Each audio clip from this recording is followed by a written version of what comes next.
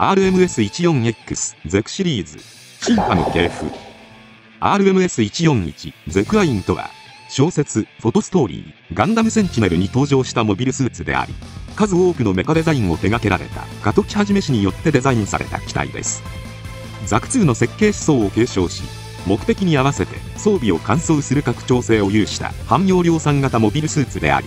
ガンダムセンチネルの作中では入備サイズの主力機としてトッシュクレイのような指揮官クラスから一般艇まで多くのパイロットが登場してタスクフォースアルファとの戦闘を繰り広げました。またそんなゼクアインをさらに高性能にしたゼクツガイも登場しました。今回はそんなゼクアインをはじめとするゼクシリーズの機体について解説させていただきます。宇宙世紀0079小惑星ペツンでは、ジオン軍が一年戦争時にキシリアザビの指揮のもとペツン計画、あるいはコードネーム MS ペズンと呼ばれる極秘の兵器開発計画を進めていました。その結果、アクトザクやガルバルディアルファといった機体が開発されていきましたが、同時にゼクアインの原型となる次期主力モビルスーツのプランもすでに確立されていました。一年戦争終結後、地球連邦軍にペズンは接収されましたが、そこに残る膨大な技術をもとに連邦軍の技術研究部隊は引き続きモビルスーツの調査、研究、開発を行いました。こうして開発されたモビルスーツが MS ペズンをベースにした実験機ゼクシリーズとなります。ゼクアインはゼクシリーズの1番目にあたる機体であり、ドイツ語で1を意味するアインの名が付けられました。そんなゼクアインのコンセプトはザク2の設計思想を継承した新世代の汎用量産機とされています。グリプス戦役当時のモビルスーツ開発方針としては、性能の肥大化や先鋭化が図られることが多く、汎用性を犠牲にする傾向がありましたが、それに反してゼクアインはザク2の汎用性を再評価することで、モビルスーツ本来の汎用性を備えた新世代の主力量産機を目指して開発されました。そのため、あらゆるミッション、幅広く対応することができるように、両肩のラッチなどには拡張性を重視した設計が施され、さらに出力に余裕があるジェネレーターを搭載することで多様なオプション並走への換装が可能な機体として完成したため、それに基づいた幅広い運用が可能となっています。またムーバブルフレームが通常の機体に比べて太く軽量で単純な構造となっているので、耐荷重性やペイロードに余裕が生じ、機体の信頼性を向上させています。武装としては、まず両肩に専用シールドとその裏に2本のビームサーベルを持ちます。このシールドは様々な武装を装備できるようにするためのマウントラッチとして機能します。基本兵装は大きく分けて3種類存在します。まず第1種兵装です。こちらは一般的なビーム兵器を携行するという機動力を重視した軽装備仕様となります。ガンダムマーク2とほぼ同型のグレネード付きビームライフルを主兵装としています。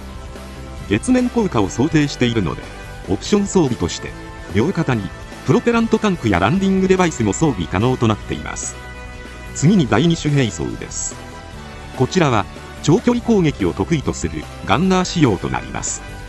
速射型のビームスマートガンを主兵装としており、左肩の専用シールドにディスクレドームを取り付けることで長距離での射撃戦に対応することができます。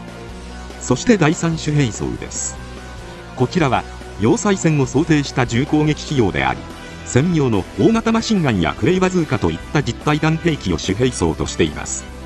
また両肩部のラッチに約6000発が入るマガジンドラムを搭載し、9段ベルトでマシンガンと接続することでマシンガンへの自動装填からの脅威の連射が可能になります。この他にも両肩に装備可能な6連装ミサイルランチャー、シュツルムファウストと同様の使い捨て式ロケットランチャー、クラブ、ビームカノン、マインレイヤーといった多くのオプション装備が存在し、様々な任務に対応することができます。このように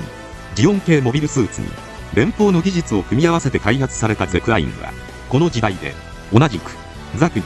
ジムの設計を組み合わせた機体ともいえるハイザックと比べると近似した設計思想のモビルスーツでありながらも、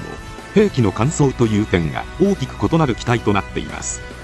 ゼクアインは突出した要素を排して、あくまで既存の技術のブラッシュアップに徹したがゆえに、高い信頼性や完成度を誇る手堅い機体として完成したことから、ペズンに駐留する連邦軍共同団に愛用されていました。そのため共同団の将校たちがニューディサイズを名乗って武装蜂起した際に、その主力量産機として用いられることとなりました。劇中では、多くのニューディサイズ兵が登場します。ニューディサイズ部隊の連度の高さもあって、機体の汎用性を十全に発揮し、ガンダムセンチネルの前編にわたってタスクフォースアルファを苦しめました。テズン攻防戦では、ファッツとの遠距離戦を繰り広げ、月面では、メロ隊とのゲリラ戦を繰り広げており、カタログスペックや数で敵に劣る状況でも活躍する場面が多く描かれています。また、ニューディサイズの放棄前夜には、ジョッシュ・オフ将が、第三種兵装の本機に登場して、バーザム界のビームライフルのみを狙撃したり、同じく、トッシュ・クレイが、圧倒的な強さを見せつけるといった描写が描かれています。続いて登場したのが、ゼクシリーズの2番目の機体、ゼクツバイです。ドイツ語で2を意味するツバイの名が付けられました。この時代のモビルスーツの重火力、多機能化という潮流にたがわず、ゼクアインの倍の性能をコンセプトに、重武装と高機動の究極の両立を目指して開発された重モビルスーツです。従来のモビルスーツを超えた推進力を得るため、背部に大型推進ブロックや増加ブースターを搭載しており、逆部プロペラントタンクによって稼働時間も伸びているため、総合して外観に見合わない高い運動性を獲得しました。しかし、その結果、本機は人型を逸脱した異形の外観となり、ゼクアインが一般的なモビルスーツのサイズの頭頂高 19.2 メートルなのに対し、ゼクツバイは 25.2 メートルという大型の機体になりました。また、本体重量も 88.2 トンとなっており、このサイズと重量の場合、通常はモビルスーツではなくモビルアーマーとして設計されることが多いのですが、本機はあくまでモビルスーツとされています。これは一年戦争時、ジオン軍が運用した多数のモビルアーマーをガンダムが撃破していったという実績から、連邦内にはモビルスーツへのこだわりが強かったという背景に起因しています。ゼクツバイはゼクアインのような汎用性の追求とは真逆のコンセプトのため、整備性や運用面が軽視されてしまいました。その結果、特に機体の大型化の弊害は大きく、当時の連邦主力艦であるサラミス階級の艦内には収容不可となり、運用母艦にはアレクサンドリア級以上の規模が必要という大きな欠点を抱えることになりました。また、使い捨て式の増加ブースターもわざわざ取り付けなくてもサブフライトシステムで代替可能だったため、現場を無視して技術者の興味本位で作られた機体とも言われています。武装としては、ゼクアインの3種類全ての兵装が増大したペイロードに搭載されているため、本機が別名歩く武器庫とも言われています。両肩のマウントラッチはゼクアインの倍の4機に増えており、規格を共通させた機体各部のハードポイントにはゼクアインの武装やオプションが装備可能です。また、武装を扱うためのサブアームが計4機設置されています。右フロントスカートにはディスクレドームが標準装備として備え付けられており、ゼクアイン第2種兵装同様のビームスマートガンで連射戦を行うことも可能です。また、第3種兵装と同一の専用マシンガンも装備しています。フロントスカートには自己レーザー誘導式の小型ミサイルポッドが3機装備されています。なお、ビームサーベルやクラブはバックパックに多数装備されています。劇中では木星艦隊と合流したタスクフォースアルファによる月面都市エアーズ制圧作戦イーグルフォールを阻止するべく、調整中の本機でドッシュが出撃しました。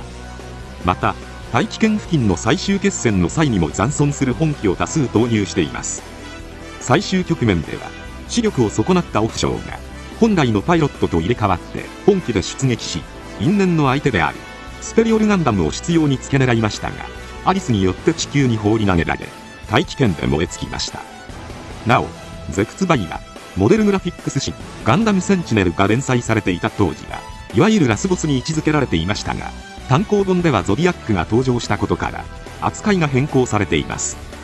ガンダムセンチネルの作中では、ゼクシリーズとして登場したのはゼクアインとゼクツバイの2種ですが、ゼクシリーズには幻の3番目の機体ゼクドライが存在します。本機はゼクアインやゼクツバイとパーツの共通化を進めつつも、ゼクアインのコンセプトに立ち戻り、ゼクアイン以上のバランス重視と小型化を念頭に設計されていた機体です。また、同時に4番目の機体ゼクフィーアが詳細は不明なものの、設計段階では存在していたとされています。10機の開発以前にニューディサイズが手順判断を起こしてしまったので開発は中断されてしまい、さらにゼクアインとゼクツバイも、実機とパーツを全てニューディサイズに持ち出されてしまった上に、ニューディサイズが手順を核で爆破して放棄したので、設計段階だったドライやフィアは喪失してしまいました。そして、後にニューディサイズが壊滅したことで、ゼクシリーズの歴史は途絶えてしまいました。余談ですが、ガンダムセンチネル制作当時、つまり、機動戦士ガンダム、逆襲のシャアの映画公開前の時点では、モビルスーツバリエーションのゲルググキャノンなどのように、一部のオプション兵装を交換する機体はあっても、ゼクアインのような、機体性能が大幅に変わる換装機体は他に存在せず、その後のガンダム F90 で初めて登場していることから、時にガンダム界における換装機の先駆けとも言われています。今回は以上となります。チャンネル登録されるかはお任せいたしますので、もしよければ、もう一本動画を見ていただけたらとても嬉しいです。最後までご視聴いただき、ありがとうございました。